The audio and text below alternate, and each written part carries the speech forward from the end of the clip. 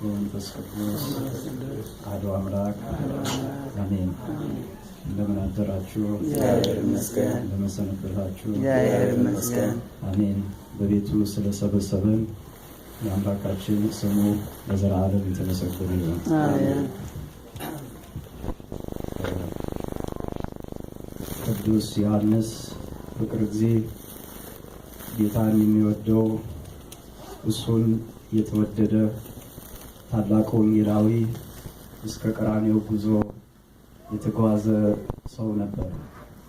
ክርስቶስ በመስቀል ላይ በሚያይ ጊዜ አንድ ቃል ተናገረ። የትምህርታችን ርዕስ የሚሆነው ከዚህ የሚበልጥ ፍቅር የለም። ዮሐንስ ወንጌል ምዕራፍ 15 ቁጥር 13 ከዚህ የሚበልጥ የለም፣ ፍቅር የለም። ዋናው የጾማችን ምክንያት እሱ ከሰማይ ሰማያት የወረደበት ምክንያት ሁላችንም ፍቅር እንዲያስተምረን ነው።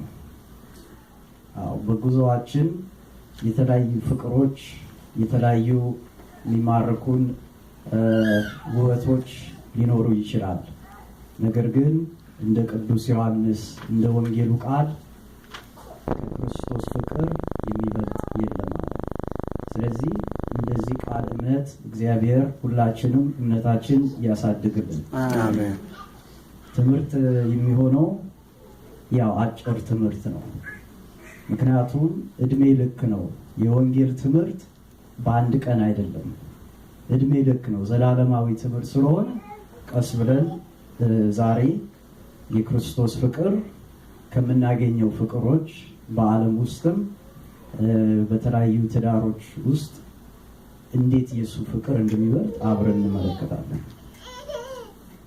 የመጀመሪያ ሰው የሚያገኘው ፍቅር ከየት ነው?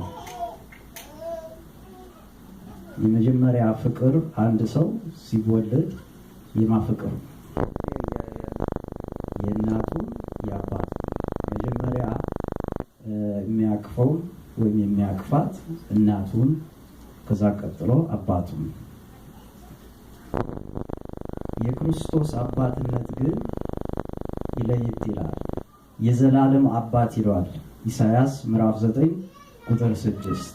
በአንድ ወቅት ወላጆች ከልጆቻቸው የሚፈልጉ ነገር አለ አይደለም?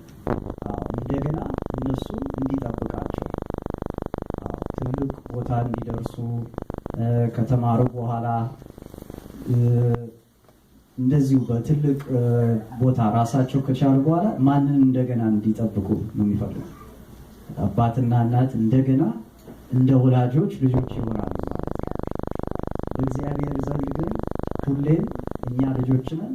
ሁሌም እሱ ምንድነው? አባት። ለዚህ ነው ኢሳይያስ በትንቢት የዘላለም አባት ብሎታል። ስለዚህ ከዚህ የሚበልጥ ፍቅር የለም። እንደ ወላጅ የሚወድ ግን ዘውትር አባት የሚሆን ዘላለማዊ አባት፣ ከኛ ምንም የሚጠብቅ ከኛ ምንም የሚፈልግ አባት ነው ያለን። ስሙ ለዘላለም የተመሰገነ ይሁን። ስለዚህ የወላጆች ፍቅር ከእግዚአብሔር ፍቅር ይበልጣል አይበልጥም? ከጊዜ በኋላ ልጆች እንደ ወላጆች ይሆናሉ፣ ጠባቂዎች ይሆናሉ። እግዚአብሔር ግን የዘላለም አባት ነው። ከዛ ቀጥሎ አንድ ሰው የሚያገኘው ፍቅር ምን አይነት ፍቅር ነው? ትንሽ ካደገ በኋላ በትምህርት ቤትም ይሁን በቤተሰብም በሰፈሩ ምን አይነት ፍቅር ነው የሚያገኘው? የጓደኛ ነው አይደል? አዎ። የጓደኛ ፍቅር ደግሞ በምን ላይ የተመሰረተ ነው? ሁለት ሰዎች ጓደኞች ለመሆን ምን አይነት ግንኙነት ያስፈልጋል እኮ? ግን ምንድነው? አሁን ዛሬ አንድን ጥሩ ነገር ላደርግላችሁ ይችላል፣ ነገ ደግሞ ከእናንተ እፈልጋለሁ አይደል? በብድር ወይም ደግሞ በውለታ የተመሰረተ ነው። ዛሬ አንድ ነገር ላድርግ እችላለሁ፣ ነገ ደግሞ አንድ ነገር እጠብቃለሁ። እግዚአብሔር ግን ሁሌም ሰጪ ነው። ለሱ የምንሰጠው አንድም ነገር የለም። እንደገና ደግሞ በባላችን ምን አለ መሰለህ ምን አይነት ጓደኛ ነው የምንይዘው ሲባል ጓደኛ ምን አይነት ነው ምን ማለት ነው